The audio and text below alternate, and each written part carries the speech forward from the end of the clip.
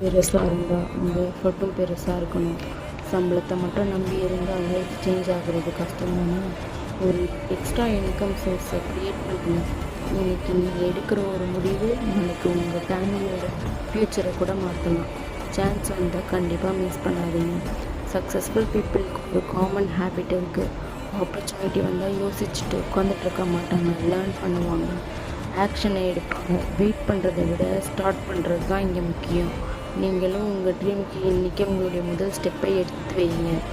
ஃபோனில் டெய்லி நிறைய ஸ்க்ரோல் பண்ணுறோம்.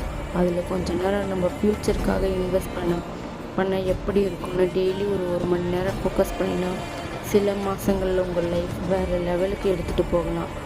இன்ட்ரெஸ்ட் இருந்தால் என் ஃபோனு கமெண்ட் பண்ணுங்கள். நான் உங்களை கைட் பண்ணுறேன்.